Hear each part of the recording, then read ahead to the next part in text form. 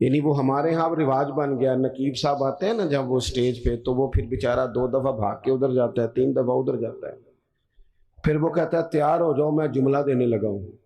تو جملہ دینے لگا کہ ایٹم بم چلانے لگا ہے؟ دے جو دینا ہے تو نے جملہ، کیا تیرے جملے میں کیا چھپا ہوا ہے؟ سیدھی سیدھی اللہ رسول کی بات کر۔ اور پھر جملہ دینے سے بہتر تھا تو ہمیں قرآن پاک کی کوئی آیت دیتا، تو حضور کا کوئی فرمان دیتا۔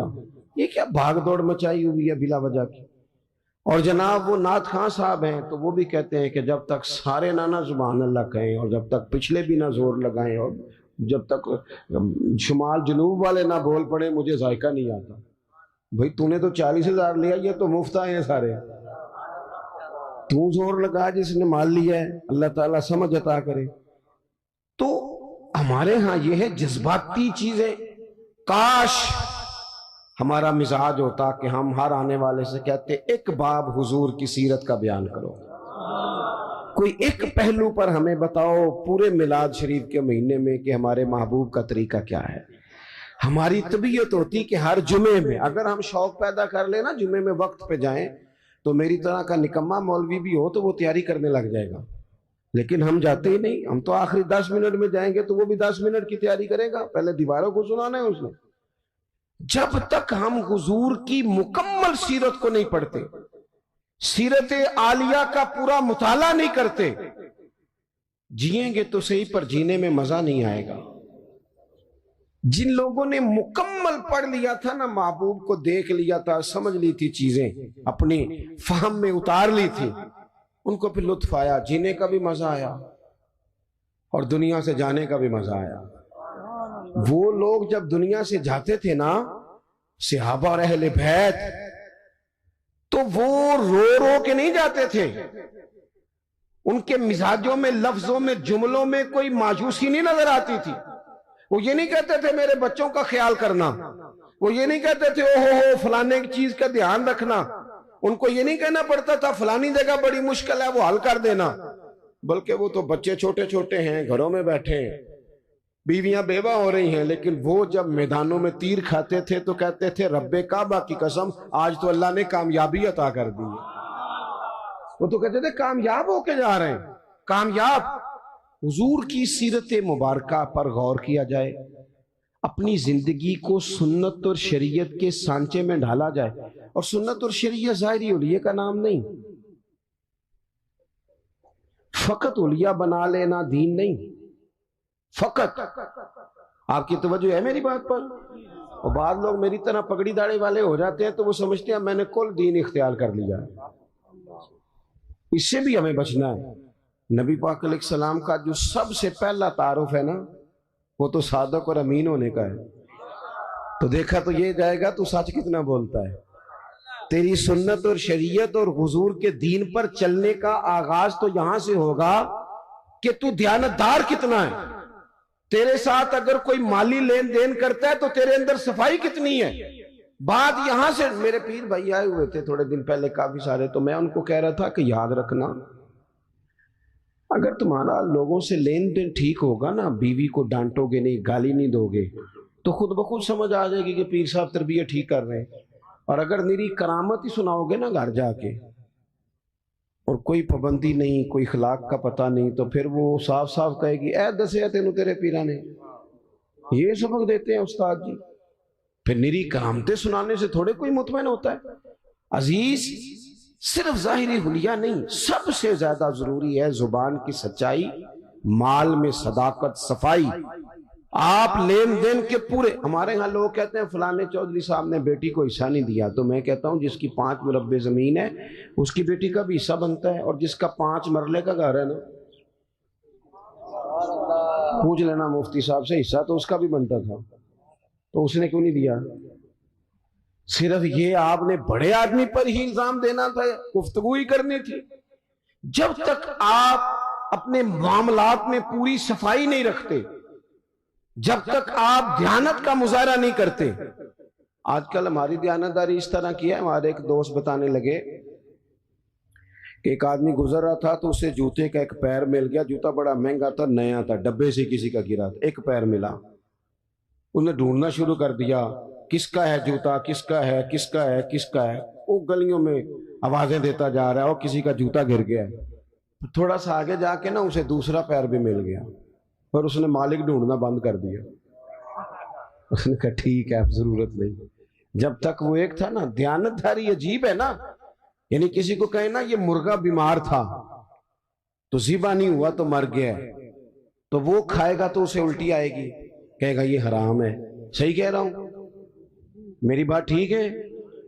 وہ مرغا جو 500 کا ہے وہ حرام موت مرا، ذبح نہیں ہوا، تو وہ کسی کو کھلائیں تو الٹی آتی ہے. بھئی اس پہ الٹی آتی ہے تو 50,000 حرام کا ہو تو اس پہ الٹی کیوں نہیں آتی؟ 50 کروڑ حرام کا تو اس پہ الٹی کیوں نہیں آتی؟ یہ کیا بات ہوئی کہ اگر تھوڑی چیز ہے تو معاملہ اور ہے، بڑی ہو جائے تو؟ مجھ سے ایک دفعہ ایک صاحب نے پوچھا، انہوں نے کہا کہ عیسائی کے ساتھ روٹی کھانی جائز ہے. میں نے کہا یہ مسئلہ غریب عیسائیوں کے بارے میں پوچھتے ہو، اس کے ساتھ بھی ناجائز ہے، لیکن عیسائی اگر امریکہ کا صدر ہو تو اس کے ساتھ بھی ناجائز ہے. اگر آپ نے اس لیے کہ وہ مشرک ہے، ناپاک ہے، نجس ہے، اس سے آپ نے پرہیز کرنی ہے، تو پھر اس وقت بھی مسئلے پوچھا کرو جب وزیر اعظم ہاؤس میں دعوت ہوتی ہے اور کئی مشیر مولوی بھی بیٹھے ہوتے ہیں بیچ میں، کئی منسٹر مولوی. اس وقت کبھی نہیں کسی نے مسئلہ پوچھا. کیا دین کا فتویٰ اس لیے ہے کہ غریب ہو تو فتویٰ اور ہے، امیر ہو تو مسئلہ اور ہے؟ تو اسوہ نور نبی پاک صلی اللہ علیہ وسلم کا یہ ہے، حضور کا اسوہ حسنہ یہ ہے کہ معاملات میں صفائی ہو، صداقت ہو، دیانت ہو. آپ دیکھیں حضور کی سیرت کا حسن یہ ہے کہ ہجرت کی رات عرب کے لوگوں نے یہ طے کیا تھا کہ معاذ اللہ حضور کو شہید کرنا ہے، اور بڑے تیز تھے. عقل اللہ سب کو دیتا ہے، لیکن بعض لوگ اپنی عقل سے منفی کام لیتے ہیں اور بعض مثبت لے لیتے ہیں. انہوں نے حضور کے کاشانہ نور کا گھیرا کیا تو عقل اس طرح لڑائی، کہنے لگے کہ ہر قبیلے کا نا، ہر قبیلے کا ایک بندہ لیں، اس کو تلوار دیں. ہر قبیلے کا، سارے قبیلے مل کے جب حملہ کریں گے تو معاذ اللہ اگر حضور کو شہید کرنے میں کامیاب ہو جاتے ہیں تو پھر کسی ایک قبیلے پر الزام نہیں آئے گا. میری بات کی سمجھ آ رہی ہے آپ کو؟ اور اگر بنو ہاشم بدلہ بھی لینا چاہیں گے تو پھر وہ ایک قبیلے سے ٹکر لیں گے، 2 سے لیں گے، سب سے کیسے لیں گے؟ اس طریقے کے ساتھ انہوں نے حضور کے کاشانہ نور کا گھر کا محاصرہ کیا. اب یہ جو محاصرہ کرنے والے تھے نا، یہ تو شہید کرنے آئے تھے. اللہ کرے آپ زیادہ توجہ کریں میری بات پر. ایک دعا میں نے کرنی ہے، آپ نے آمین کہنا ہے. اللہ کرے یہ موبائل کی کال ذرا مہنگی ہو جائے. ہر شے مہنگی ہے، یہ سستی کر دیجیے. مجھے بہت سارے دوست کہتے ہیں آپ سے رابطہ کرنا ہوتا ہے تو نمبر کیوں نہیں ملتا؟ میں نے کہا اس لیے نہیں ملتا کہ اب تو لوگوں نے موبائل پکڑی ہاتھ میں لیا ہے، تو ایک منٹ کے اندر جب آپ کو 20 فون سننے پڑیں گے تو اور تو کوئی کام ہی نہیں کر سکیں گے آپ، کیونکہ اب تو موبائل جیب میں جاتا ہی نہیں. جب پکڑی ہاتھ میں لیا ہے تو پھر وہ نمبر بھی فٹافٹ ہی مل جاتا ہے، گنجائش ہی کوئی نہیں. اس لیے تھوڑا سا اس کو دماغ پہ نہ سوار کریں، تھوڑا سا پیچھے کریں. کوئی چیزیں روحانی زندگی میں دخل اندازی دینے لگ جاتی ہیں. اگر یہ ذہن پہ سوار ہو گیا، یہ مزے سے نماز نہیں پڑھنے دے گا، یہ مزے سے تلاوت نہیں کرنے دے گا، یہ سوار رہے گا. فوراً میں نے دیکھا ہے سلام پھیر کے بندے جیب سے نکال لیتے ہیں، تو اس میں مشکل ہو جائے گی. بہرحال بات ختم کرنی ہے، 1-2 منٹ میں سمیٹنے لگا ہوں، آپ توجہ فرمائیں. سب لوگوں نے محاصرہ کیا ہوا. خاص قابل غور نقطہ ہے کہ سب محاصرے میں حضور کو شہید کرنا چاہتے ہیں. نبی پاک کیا فرما رہے ہیں؟ حضور فرما رہے ہیں علی یہ امانتیں لے لو، لوگوں کی امانتیں، صبح واپس کر کے نا امانتیں تو مدینے آ جانا. یہ جن امانتوں کا نبی پاک بندوبست کر رہے تھے نا، محققین نے لکھا ہے ان میں سے ڈھیر ساری امانتیں ان لوگوں کی بھی تھیں جو باہر تلوار لے کے کھڑے تھے، ان کی بھی امانتیں حضور کے گھر میں. مجھے بتاؤ کسی بندے، کوئی لوگ عمرے پہ جانے لگے تو لوگ کہتے ہیں پہلے میرے پیسے دے. کرائے کا مکان والا بندہ جانے لگے تو لوگ کہتے ہیں پائیا پہلا پیسے دے، تیرے سے پیسے لینے ہیں، تو کیسے جائے گا محلہ چھوڑ کے؟ تو جس شخص کو معاذ اللہ آپ قتل کرنے پہنچ گئے ہیں، جس شخصیت کو شہید کرنے کا ارادہ کر لیا، پیسے گھر میں پڑے، معنی کیا ہے؟ کہ ان کو بھی پتا تھا کہ یہ شہید کر بھی دیے گئے، اگر کسی وجہ سے ہم کامیاب بھی ہو گئے تو ہمارا پیسہ ضائع نہیں ہوگا۔ اور حضور کو بھی دیکھیں آپ، یہ حضور نے ہمیں سوچے دیے ہیں، اسوہ حسنہ، میں نے کہا صرف ظاہری حلیے کا نام نہیں، سوچے دیے ہیں حضور نے ہمیں۔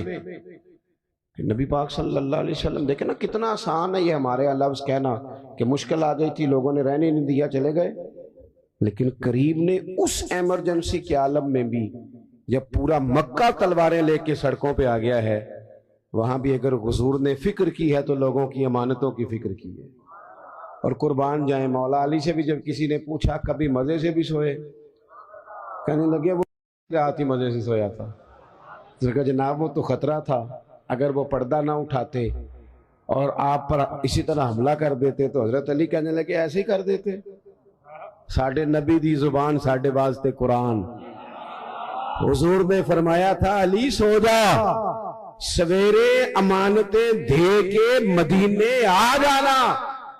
جب حضور نے کہا تھا سو بھی جا تو مجھے سمجھ آ گئی سوؤں گا بھی، جب کریم نے کہا سویرے اٹھنا ہے تو سمجھ آ گئی سویرے اٹھنا بھی ہے، جب کہا امانتیں دے دینا تو سمجھ آ گئی امانتیں دینی بھی ہیں، اور جب کہا تھا مدینے آ جانا تو سمجھ آ گئی جناب اسرائیل اتنی دیر نہیں آ سکتے جتنی دیر حضور کا مدینہ نہ آئے۔ جنوں ویکھ کے ٹھر دیاں آکھیاں نے تو جنوں ویکھ کے ٹھر دا سینہ ہے، ربا تیری ساری خدائی چیک کی تے شہر مدینہ ہے، اور رب بھی جانے سونے محبوبہ تیرے شہر دیاں بھی کی لذتاں نے۔ ایک رون جنہاں نے ویکھیا نہیں تے ایک رون دوبارہ جاون لئی، ایک رون جنہاں نے ویکھیا نہیں، ایک رون جنہاں نے ایک رون دوبارہ جاون لئی۔ تو عزیز حضور نے وہاں بھی امانتوں کا خیال کیا، مزاج نہیں۔ آپ یقین کریں جھوٹ اور بددیانتی تو کھا گئی لوگوں کو۔ بیوی کہہ رہی ہوتی ہے کہ چل تھوڑے پیسے دے دیا کر، سچ تو بولا کرنا، لاہور جاتا ہے تو لاہور کا ہی بتا کے جایا کر۔ ماں کہتی ہے پتر تھوڑے وعدے کر پر سچے کر۔ کیا کیا ان حکمرانوں نے؟ اب تو میں تو کئی دفعہ کہتا ہوں ان سے تو کوئی امید ہی نہیں۔ اب پچھلی حکومت کہہ رہی تھی، اس سے پچھلی نے مہنگائی کی ہے، تو یہ کیا کہہ رہی ہے؟ تو کی کس نے ہے؟